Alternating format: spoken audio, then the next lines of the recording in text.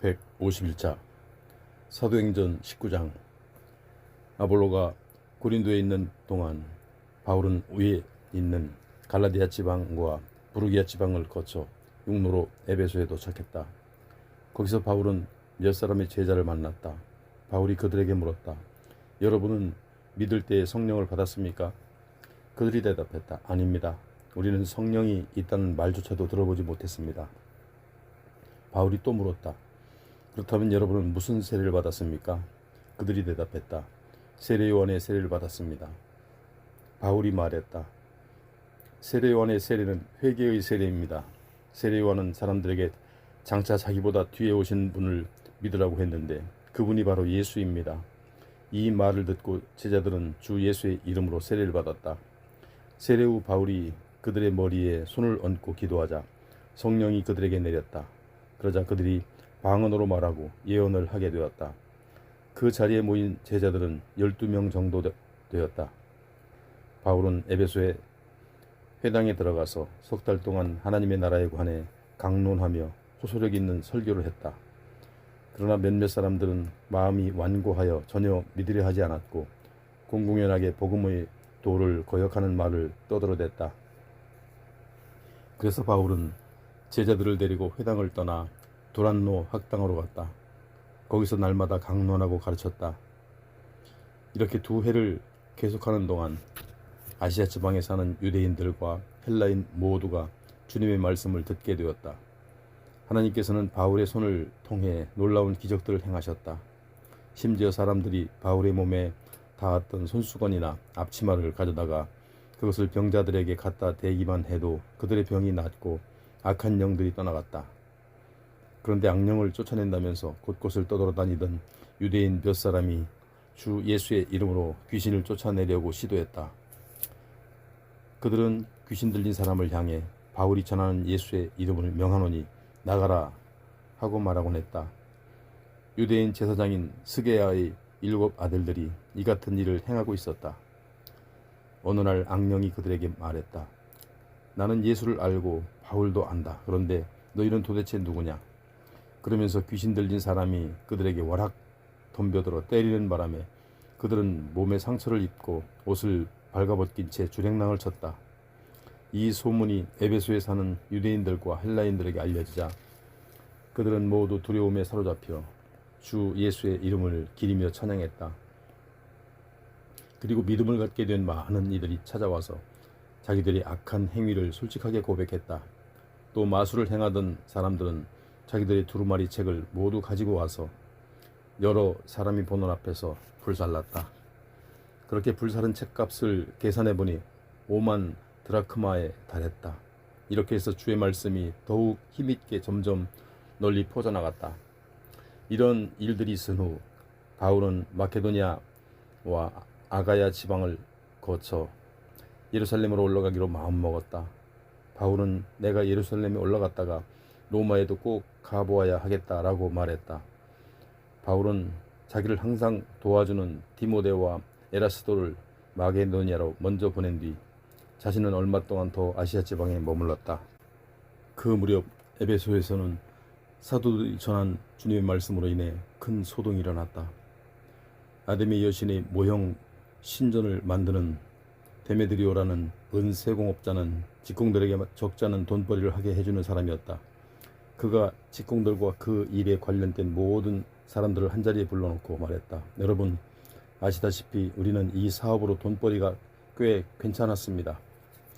그런데 여러분은 듣고 또 보시는 바와 같이 저 바울이라는 작자가 사람의 손으로 만든 것들은 결코 신일 수가 없다고 말하고 다니는 통에 우리 장사가 아주 큰 타격을 받게 되었습니다. 여기 에베소뿐만 아니라 아시아 지방의 거의 대부분이 이런 실정입니다. 이 일을 이대로 방치해두면 우리 사업의 평판이 크게 나빠지게 될 뿐만 아니라 위대한 아데미 여신의 신전이 그 영향력을 잃게 됩니다. 아시아 지방은 물론 전 세계에 걸쳐 숭배되었던 아데미 여신의 위신이 땅에 떨어질 심각한 위기에 처해 있습니다. 이 말을 듣고 모인 사람들은 크게 화를 내면서 큰 소리로 외치기 시작했다. 에베소 사람의 위대한 여신 아데미 만세, 소동과 혼란은 순식간에 도시 전체로 번졌다. 사람들은 바울과 동행했던 마게도니아 출신의 가이오와 아리스도아고를 붙잡아 일제히 원형극장으로 몰려갔다. 이때 바울은 군중 앞에 나서려 했지만 제자들이 극구 말렸다. 바울의 친구들인 그 지방의 관리들 몇 사람도 바울에게 전가를 보내어 원형극장 안으로 제발 들어가지 말라고 간곡히 만류했다. 에베소의 원형극장 안은 아수라장이었다. 여기저기서 사람들이 중구난방으로 마구 떠들어댔다. 사실 대부분의 사람들은 자신들이 왜 그 자리에 오게 되었는지조차도 알지 못했다. 그때 유대인들이 알렉산더라는 사람을 떠밀어 군중 앞에 세웠다. 군중 가운데 몇 사람은 그에게 이래라 저래라 하고 요구사항을 외쳐댔다. 그는 군중을 향해 손짓으로 조용히 좀 해달라고 하고는 사람들 앞에서 자신을 변호하는 발언을 시작하려고 했다. 그러나 그가 유대인이라는 것을 알아챈 군중은 한 목소리로 거의 2시간 동안이나 에베소 사람의 위대한 여신 아데미 만세, 에베소 사람의 위대한 여신 아데미 만세 하면서 미친 듯이 외쳐댔다. 결국 에베소 시청의 서기관이 나서서 군중을 진정시킨 뒤 말했다. 에베소 시민 여러분, 에베소가 위대한 여신 아데미를 숭배하고 또 하늘에서 내려온 그 신상을 수호하는 것은 온 세상이 다 아는 일입니다. 이런 사실은 아무도 부인할 수 없는 사실이기에 모두들 진정하시고 경솔한 행동을 삼가시기를 바랍니다. 여러분이 이리로 끌고 온 이 두 사람은 아데미 여신의 신전에서 무엇을 훔친 것도 아니고 또 아데미 여신을 모독한 일도 없습니다. 그러므로 데메드리오와 그의 동료 직공들은 불만이 있다면 그 사람들을 정식으로 고소하도록 하십시오. 에베소의 법정은 항상 열려 있고 거기에는 재판관들도 있습니다. 그 밖에 여러분이 제기하고 싶은 사안들이 더 있거든 그런 것들은 공적인 정식 집회에서 안건으로 다루어야 할 것입니다. 사실 오늘의 이 사건은 소요죄로 고발될 수도 있습니다. 그럴 경우 우리에게는 이런 수동에 벌인 만한 뚜렷한 이유와 정당한 근거가 없기 때문에 로마 정부로부터 문책을 당할 때 해명할 길이 없을 것입니다. 이렇게 말한 다음 그는 원형극장에 몰려든 군중들을 해산시켰다. 20장 소란이 진정되자 바울은 제자들을 불러 격려한 뒤 작별 인사를 하고는 마게도니아를 향해 떠났다. 바울은 마게도니아 지방의 여기저기를 돌아다니면서 형제들에게 여러모로 격려의 말을 해주었다. 그리고 마침내 바울은 헬라에 이르렀다. 거기에서 바울은 석 달을 지냈다. 석 달 후 바울은 헬라에서 배를 타고 수리아로 건너가려 했지만 유대인들이 자기를 해치려는 음모를 꾸미고 있다는 것을 알아차렸기 때문에 마게도니아 지방을 거쳐 돌아가기로 결정하였다. 그때 바울과 동행한 사람들은 베레아 사람인 부로의 아들 소바도, 데살로니가 사람인 아리스다고와 세군도, 더베 사람인 가이오와 디모데, 그리고 아시아 출신인 두기고와 드로비모였다. 이들은 드로아에 앞서 가서 우리 일행을 기다리고 있었다. 우리는 무교절이 끝난 후 헬라 북쪽의 빌립보에서 배를 타고 갔는데 닷새 후에 드로아에서 다른 일행과 합류한 후 거기에서 일주일을 지냈다. 안식일 다음 날 우리 일행은 식사를 하려고 모였다. 그때 바울이 설교를 했는데 이튿날 떠나기로 되어 있어서 바울을 밤늦게까지 이야기를 계속했다. 우리가 모인 위층 방에는 등불이 많이 켜져 있었다. 그런데 바울의 설교가 길어지자 창문에 걸터 앉아 있던 유두고라는 청년이 졸음을 이기지 못하고 깊이 잠을 자다가 그만 위층에서 떨어지고 말았다. 사람들이 달려가 그를 일으켰으나 유두고는 이미 죽어 있었다. 그때 바울이 내려가서 그 청년 위에 엎드려 그를 팔로 껴안고 말했다. 여러분 걱정하지 마십시오. 이 사람은 다시 살아났습니다. 그러고는 바울은 다시 위층 다락방으로 올라가서 빵을 떼어 함께 나누어 먹고는 날이 새도록 오래 이야기를 하다가 새벽이 되어서야 길을 떠났다. 사람들은 살아난 그 청년을 데리고 집으로 돌아가면서 모두가 큰 위로를 받았다. 우리는 드로아에서 배를 타고 바울보다 먼저 아소로 갔다. 바울은 우리에게 배편을 주선해준 후 자신은 걸어서 아소로 갔다. 아소에서 바울과 합류한 우리는 다 함께 배를 타고 미들레네로 갔다. 이튿날 우리 일행은 그곳을 출발하여 기오 맞은편에 이르렀고 그 다음 날에는 사모에 들렀다.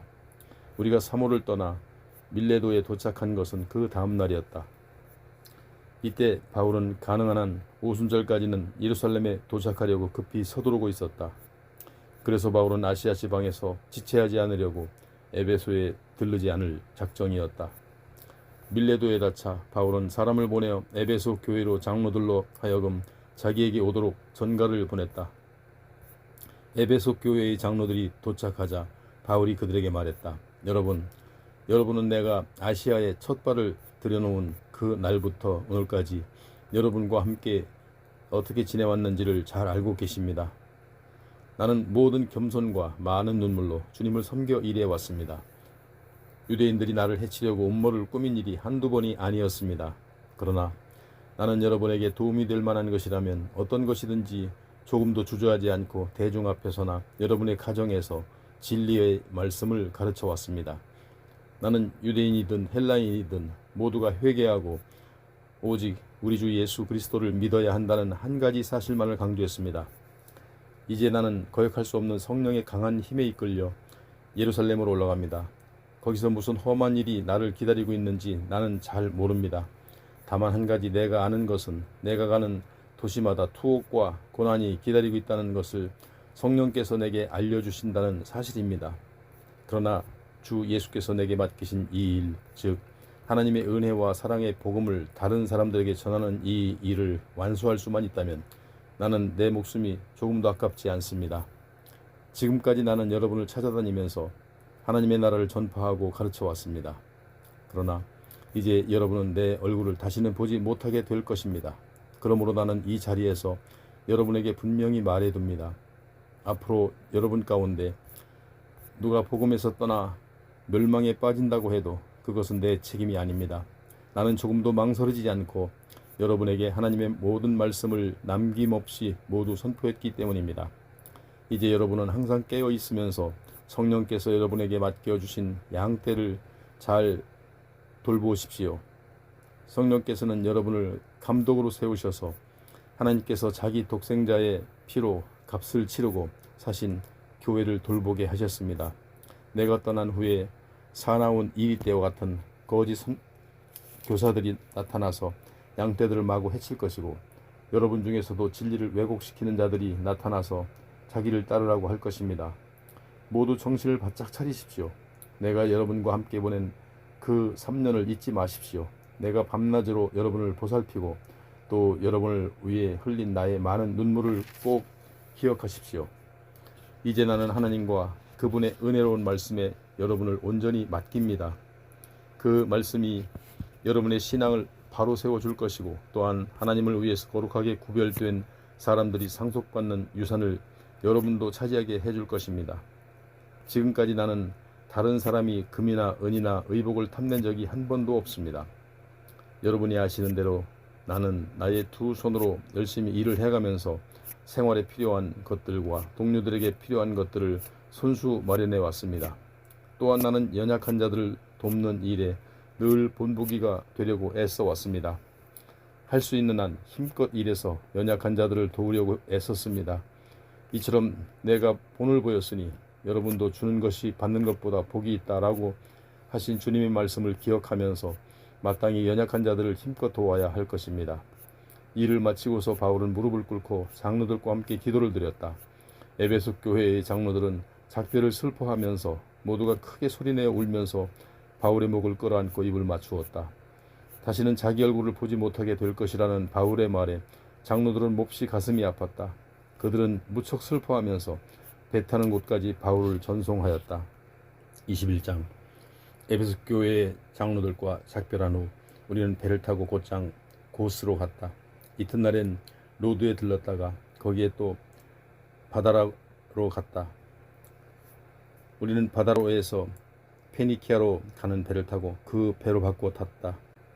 그 배를 타고 우리는 멀리 키프로스 섬을 왼편에 끼고 수리아를 향해 가다가 두로에 닿았다. 우리는 두로에 내려서 짐을 풀었다.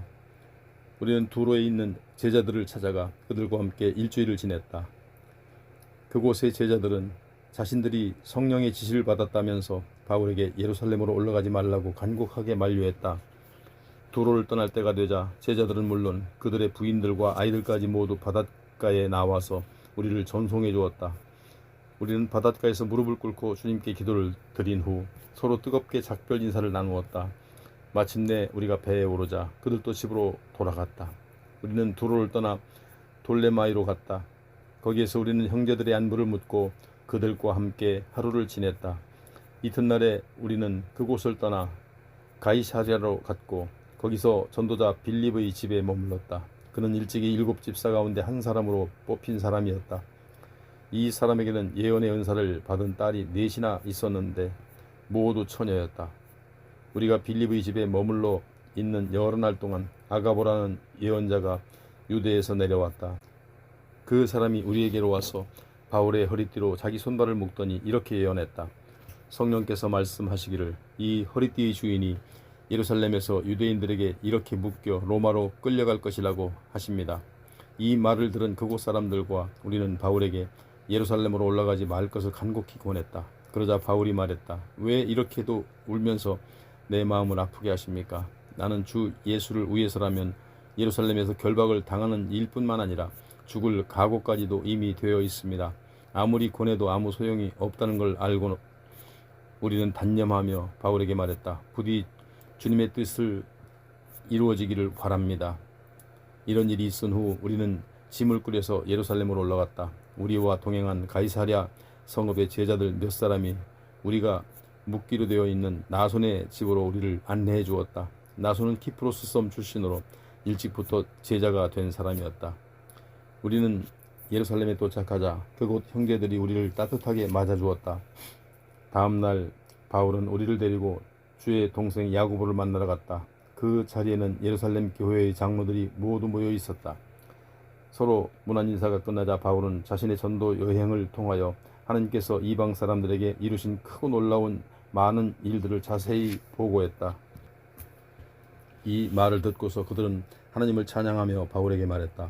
사랑하는 형제여, 당신도 아시다시피 수만 명의 유대인들이 믿게 되었는데 그들 모두가 율법을 지키는 데에 열성적인 사람들입니다. 그런데 그들은 당신을 두고 하는 말은 우리가 듣기로는 당신은 이방 사람들 가운데 섞여 살고 있는 유대인들에게 아이들에게 할례를 주지 말 것이며 우리 유대 사람의 관습도 따를 필요가 없다고 가르친다고 합니다. 그러니 우리가 어떻게 하면 좋겠습니까? 그들 유대인 형제들은 당신이 여기 왔다는 것도 틀림없이 알게 될 것입니다. 그러므로 당신은 우리가 말하는 대로 따르도록 하십시오. 우리 가운데 하나님께 소원한 4사람이 있습니다. 그들을 데리고 성전에 함께 올라가서 그들로 하여금 정결의식을 행하여 머리를 깎게 한 뒤 그 비용을 치러 주십시오. 그렇게 하면 당신에 관한 소문이 사실이 아님을 분명히 알게 될 것입니다. 또한 당신이 율법을 지키면서 살아가고 있다는 것을 아무도 의심하지 않을 것입니다. 이방인으로서 믿게 된 사람들에게 대하여 우리는 우상에게 바쳐진 음식과 피와 목매어 죽인 짐승의 고기를 먹지 말아야 하며 또 음행을 삼가야 한다는 것을 이미 편지로 써 보냈습니다. 그래서 바울은 다음날 4사람을 데리고 가서 함께 정결의식을 치른 뒤 성전으로 올라갔다. 그리고 정결의식이 끝나는 날짜와 그들 각자가 예물을 바치게 될 날짜를 성전 측에 알렸다. 정해진 이래가 거의 다 끝나갈 무렵 아시아에서 온 몇몇 유대인들이 성전에서 바울을 보고는 군중을 선동해서 그를 붙잡은 뒤 소리쳤다. 이스라엘 동포 여러분, 이 사람은 사방을 돌아다니면서 우리 민족과 우리 율법 그리고 거룩한 성전을 거역하는 가르침을 퍼뜨리고 다닙니다. 더구나 이 사람은 헬라인들을 성전에 데리고 와서 거룩한 이곳을 더럽히기까지 했습니다.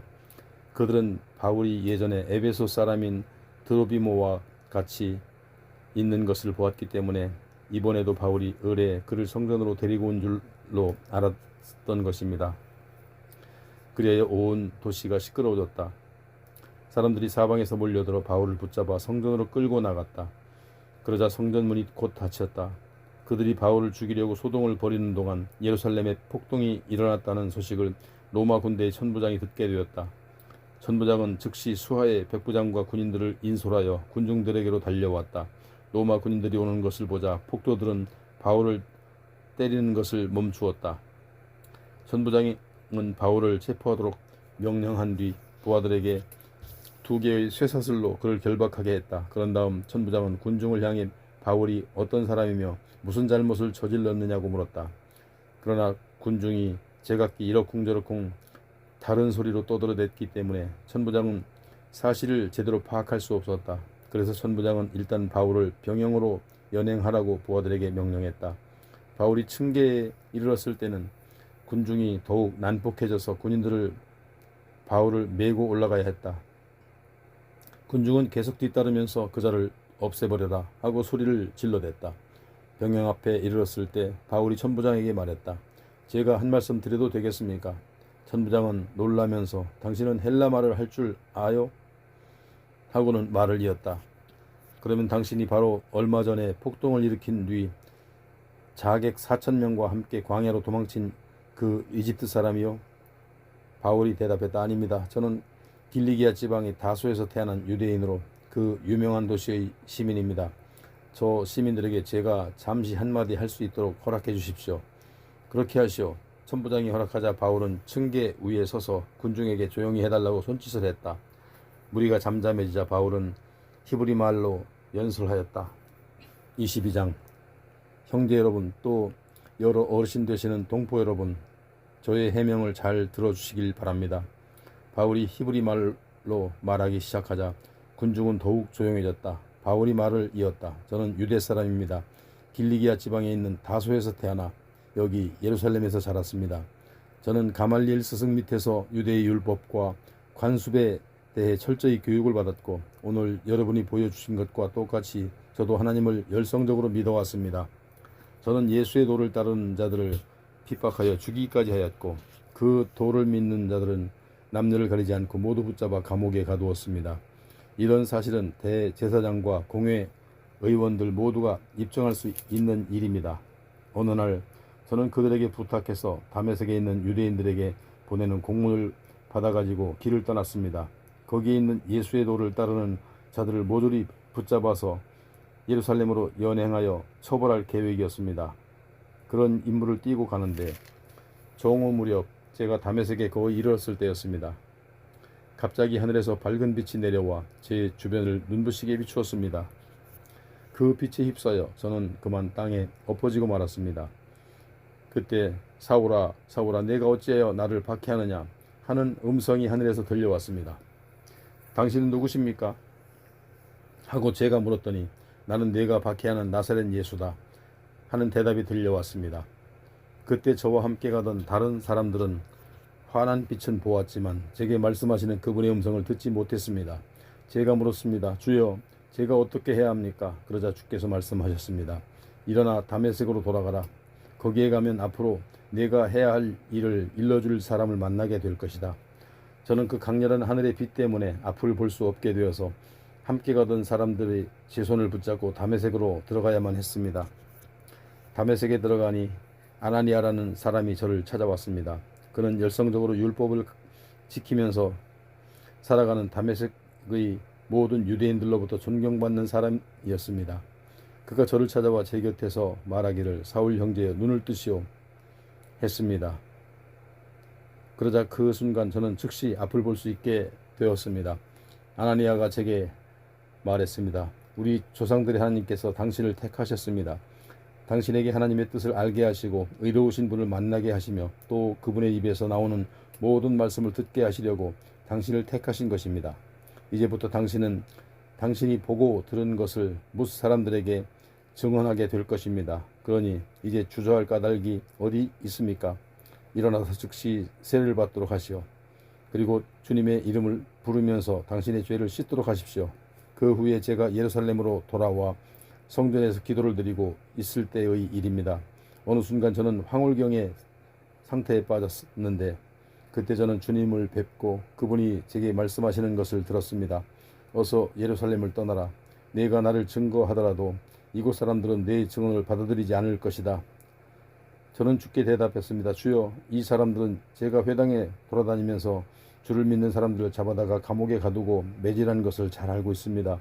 게다가 주의 증인은 스데반이 피를 흘리며 죽임을 당할 때 저는 그 자리에서 그 일을 승인했고 뿐만 아니라 스데반을 돌로 치는 사람들의 겉옷을 지켜주기까지 했습니다. 그러나 주께서는 제게 말씀하시기를 가라 예루살렘을 떠나라 나는 너를 멀리 이방 사람들에게로 보낼 것이다 하였습니다. 그 자리에 모인 유대인들은 바울의 말을 여기까지 듣고는 일제히 소리를 질러댔다. 이런 자를 그냥 살려두어서는 안 된다. 그는 죽어야 마땅하다. 그들은 미친 듯이 고함을 질러대면서 옷을 벗어던지고 흙을 움켜쥐고서 공중에 던졌다. 그러자 천부장은 바울을 병영 안으로 빨리 데리고 들어가라고 부하들에게 명령했다. 그리고 그를 채찍으로 신문하여 사람들이 왜 이렇게 소동을 벌이는지 그 이유를 밝혀내라고 지시했다. 그래서 군인들이 채찍으로 치려고 바울을 결박하려 하자 바울이 곁에 서 있던 백부장에게 말했다. 보십시오. 로마 시민을 재판도 하지 않은 채 매질을 가하는 법이 어디 있어. 이 말을 듣고 백부장은 얼른 천부장에게 달려가서 보고했다. 천부장님, 어떻게 해야 할까요? 저 사람이 로마 시민이랍니다. 그러자 천부장이 놀라워하며 바울에게 와서 물었다. 그대가 정말로 로마 시민이요? 바울이 대답했다. 그렇습니다. 천부장이 말했다. 나도 로마 시민권을 가지고 있는데 돈이 꽤 많이 들었소. 바울이 대답했다. 저는 태어날 때부터 로마 시민입니다. 이 말을 듣고 바울은 신문하려고 했던 군인들이 즉시 물러갔다. 천부장은 또한 바울이 로마 시민이라는 사실을 알고는 그를 결박한 일 때문에 덜컥 겁이 났다. 이튿날 천부장은 바울이 왜 유대인들에게 고발을 당했는지 그 이유를 직접 알아보려 했다. 그래서 그는 바울을 묶었던 사슬을 풀어주게 한 뒤 유대인 제사장들과 온 공회 의원들을 모이게 했다. 그런 다음 천부장은 바울을 데리고 나가서 그들 앞에 세웠다. 23장. 바울은 공회 의원들의 얼굴을 똑바로 바라보면서 말했다. 형제 여러분, 저는 오늘날까지 올바른 양심을 가지고 하나님께 대한 제 의무를 다해왔습니다. 이 말을 듣고 대제사장 아나니아가 곁에 서 있는 사람들에게 바울의 입을 치라고 명령했다. 그러자 바울이 그에게 말했다. 이 겉만 번지르르한 위선자여, 하나님께서 당신을 치실 것이요, 당신은 거기에 앉아 율법에 따라 나를 재판한다고 하면서 나를 치라고 명령함으로써 도리어 당신 스스로 율법을 어겼소. 그때 곁에 서 있던 사람들이 바울에게 말했다. 어디 그런 말로 감히 하나님의 대제사장을 모욕하느냐. 바울이 말했다. 형제들이여, 저는 그 사람이 대제사장인 줄을 몰랐습니다. 성경에 기록되기를 네 백성의 지도자들을 욕하지 말라 한 것을 저도 잘 알고 있습니다. 그러나 바울은 공회 의원들 중 일부가 사두개파요 또 일부는 바리새파인 것을 알고서 이렇게 큰 소리로 말했다. 형제 여러분, 나는 조상 대대로 바리새파 사람입니다. 제가 오늘 여기서 재판을 받는 것은 죽은 자의 부활을 믿는다는 이유에서입니다. 이 말을 듣고 공회 의원들은 둘로 갈라졌고 바리새파와 사두개파 사이에 다툼이 벌어졌다. 사두개파 사람들은 부활이 없다고 말하고 또한 천사들이나 영도 존재하지 않는다고 주장한 반면 바리새파 사람들은 그런 것들은 모두 인정했기 때문이었다. 공회가 크게 소란해졌다. 그때 바리새파 율법학자들 가운데 몇 사람이 나서서 바울을 옹호했다. 우리는 이 사람에게서 아무런 잘못을 찾을 수 없습니다. 영이나 천사가 그에게 말해 주었을 수도 있지 않습니까? 다툼과 논쟁이 더욱 격렬해지자 천부장은 바울이 그들에게 찢겨 죽을까 염려되어 군인들에게 그를 빼내어 병영으로 다시 데리고 가라고 명령했다. 그날 밤 주님이 바울 곁에 서서 말씀하셨다. 용기를 내라. 예루살렘에서 네가 나에 대해 증언한 것처럼 로마에서도 나를 증언해야 한다. 이튿날 아침 유대인들은 한데 뭉쳐 모의한 뒤에 바울을 죽이기 전에는 먹지도 않고 마시지도 않겠다고 굳게 맹세했다. 바울을 죽이려고 이 모의에 가담한 자들은 무려 40명이 넘었다. 그들은 대제사장과 장로들에게 가서 말했다. 우리는 바울을 죽이기 전에는 아무것도 먹지 않기로 굳게 다짐했습니다. 그러니 이제 여러분과 의원들은 더 정확하게 조사할 일이 있다면서 바울을 여러분들 앞에 데려오도록 천부장에게 요청하십시오. 그러면 우리는 바울이 이리로 오는 도중에 그를 감쪽같이 죽여 없앨 것입니다. 우리는 그런 만반의 준비를 해 놓았습니다. 그런데 바울의 조카가 이 음모에 대해 미리 알아채고는 급히 로마 병영으로 달려가 바울에게 그 사실을 알려주었다. 바울이 백부장 한 사람을 불러 말했다. 이 청년을 즉시 천부장에게 데려가 주십시오. 긴히 전할 말이 있다고 합니다. 백부장이 청년을 천부장에게 데려다주며 보고했다. 죄수 바울이 저를 부르더니 이 청년을 대장님께 즉시 데려다 주라고 했습니다. 긴히 드릴 말씀이 있다고 합니다. 천부장은 청년의 손을 잡고 한쪽으로 데리고 가더니 물었다. 내게 긴히 전하겠다는 말이 무엇인가? 청년이 말했다. 유대인들이 대장님을 찾아와서 내일 바울을 한 번 더 공회 앞에 데리고 나와 달라고 요구할 것입니다. 그들은 그렇게 요구하기로 공모했습니다. 그러나 대장님께서 그것을 허락하시면 안 됩니다. 40명이 넘는 유대인들이 도중에 바울을 덮쳐 죽이려고 길가에 잠복해 있습니다. 그 사람들은 하나로 뭉쳐 바울을 죽이기 전에는 먹지도 않고 마시지도 않겠다고 서약을 했습니다. 그 사람들은 지금 바울을 죽일 만반의 준비를 다 갖춰놓고 대장님의 허락만 기다리고 있습니다. 천부장이 말했다. 알았다. 이 사실은 나에게 알렸다는 말을 아무에게도 하지 말라. 이렇게 당부한 뒤 천부장은 그 청년을 돌려보냈다. 천부장은 즉시 백부장 두 사람을 불러 명령했다. 너희는 오늘 밤 9시에 가이사랴로 출발할 수 있도록 보병 200명과 마병 70명 그리고 창을 쓰는 병사 200명을 대기시켜라. 또 바울을 벨릭스 총독에게 무사히 호송할 수 있도록 그를 태울 말도 준비하라. 그런 명령을 내린 뒤 이어 천부장은 총독에게 보내는 편지를 썼다. 글라디우 루시아 총독 벨릭스 가카에게 문안을 드립니다. 제가 보내는 이 사람은 유대인들에게 붙잡혀 살해당할 위험에 처했으나 제가 군인들을 보내어 구출해냈습니다. 그가 로마 시민이라는 것을 알았기 때문입니다. 저는 유대인들이 왜 이 사람을 고발했는지 그 이유를 알고자 그를 유대인의 공회로 데리고 갔습니다. 그 결과 저는 그가 유대인들의 율법 문제로 고발을 당했다는 것은 알게 되었지만 그를 감옥에 가두거나 혹은 사형을 시킬 만한 죄는 발견할 수 없었습니다. 그런데도 그를 암살하려고 음모가 있다는 정보를 듣게 되어 곧바로 그를 가깝게로 보냅니다. 그리고 그를 고발한 자들에게도 앞으로도 그에 대한 사건을 각하 앞에 제소하도록 일러두었습니다. 천부장에게서 명령을 받은 대로 군인들은 그날 밤에 바울을 안디바드라까지 호송했다. 이튿날 군인들은 바울을 호송하는 일을 마병들에게 맡기고 병영으로 되돌아갔다. 마병들이 바울을 호송하여 가이사랴에 무사히 도착하자 그들은 천부장이 보낸 편지와 함께 바울을 벨릭스 총독에게 넘겨주었다. 총독은 천부장이 보낸 편지를 다 읽은 다음 바울에게 어디 출신인가를 물었다. 바울이 대답했다. 길리기아 출신입니다. 총독이 바울에게 말했다. 당신을 고소한 자들은 이리로 오게 되면 그때 당신의 말을 듣기로 하겠다. 그런 뒤 총독은 바울을 헤롯 궁안에 가둬놓고 잘 지키라고 명령했다. 24장 닷새우 대제사장 아나니아가 장로들 몇 사람과 도둘로라는 법률가를 데리고 가이사랴로 내려가고 벨릭스 총독에게 바울을 고소했다. 바울이 불려 나오자 도둘로는 바울을 이렇게 고소했다. 존경하는 벨릭스 가카, 우리 유대인들은 가카 덕분에 오랜 동안 평화로운 세월을 누려왔습니다. 가카의 선견지명 덕분에 이 나라의 많은 것들이 크게 개선되었습니다. 우리는 모든 면에서 탁월하신 총독 가카께 대해 항상 깊이 감사드리고 있습니다. 이제 가카를 오래 괴롭히지 않고자 이 사람에 대해 고소한 줄거리만을 간략하게 말씀드리고자 하오니 잠시 제 말을 들어주시기 바랍니다. 이 사람 바울은 온 세상을 돌아다니며 유대인들을 충동질하여 반란을 일으키려고 하는 말썽쟁이입니다. 이 사람은 나사렛 도당의 두목으로서 거룩한 성전까지도 더럽히려고 했습니다. 우리가 그를 체포했던 것도 그 때문입니다. 우리는 그 사람을 우리 율법에 따라 재판하려고 했지만 천부장 루시아가 와서 강제로 그를 우리에게서 빼앗아갔습니다. 그러면서 앞으로는 각각께 직접 그를 고소하라고 지시했습니다. 그러므로 각각께서 친히 이 사람을 신문해 보신다면 우리의 고소가 정당하다는 것을 아시게 될 것입니다. 그러자 다른 유대인들도 모두 입을 모아 도둘로의 말이 사실이라고 주장했다. 총독 벨릭스가 바울을 가리키며 말할 기회를 주자 바울이 해명했다. 벨릭스 가카, 저는 각하께서 여러 해 동안 이 나라의 재판관으로 계셨던 것을 잘 알고 있습니다.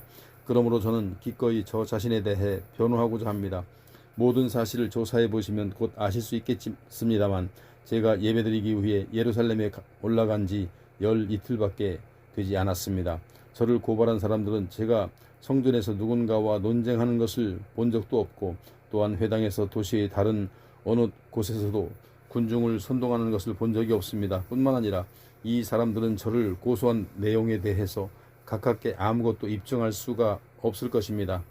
그러나 저는 각하 앞에서 이것만은 분명히 인정합니다. 저는 이 사람들이 이단이라고 부르는 예수의 도를 따르고 있습니다. 그 도에 따라 저는 우리 조상들의 하나님을 섬깁니다. 저는 유대 율법과 예언서에 기록된 모든 것을 전부 믿습니다. 이 사람들과 마찬가지로 저 역시 올바른 사람이나 불의한 자들이나 장차 부활하게 될 것을 믿습니다. 이런 까닭에 저는 하나님 앞에서나 사람들 앞에서 항상 양심이 부끄러움이 없는 생활을 하려고 애쓰고 있습니다. 저는 몇 해 동안 고국을 떠나 있다가 제 민족을 위한 구호금과 하나님께 바칠 제물을 가지고 예루살렘으로 돌아왔습니다. 저들은 제가 성전에서 정결 의식을 행하는 것을 보았습니다. 그때 거기에는 제가 선동할 만한 군중조차도 없었고, 그러니 어떠한 소요에도 참여했을 수가 없습니다. 거기에는 단지 아시아 지방에서 올라온 몇몇 유대인들이 있었을 뿐입니다. 만약 저를 고소할 일이 있었다면 그 사람들이 가깝게 와서 고발했어야 마땅합니다. 또 제가 예루살렘에서 공회에 불려 나갔을 때 여기 계시는 이분들이 제게 무슨 죄를 지었는지 진술했어야 합니다. 그때 저는 공회에서 내가 오늘 여기서 재판을 받은 것은 죽은 자의 부활을 믿는다는 이유에서입니다. 나는 단 한마디를 외쳤을 뿐입니다. 총독 벨릭스는 예수의 도에 대해 이미 잘 알고 있었기 때문에 천부장 루시아가 예루살렘에서 내려온 다음에 그 사건을 심의하겠다고 하면서 재판을 연기했다. 총독은 대부장에게 바울을 가두고 지키라고 명령하면서 그를 지나치게 구속하지 말 것이며, 또 바울의 친지들이 면회하거나 뒷바라지를 할 수 있도록 편의를 봐주라고 일렀다. 며칠 후 총독 벨릭스는 유대 사람인 자기 아내 두루실라와 함께 와서 바울을 불러냈다.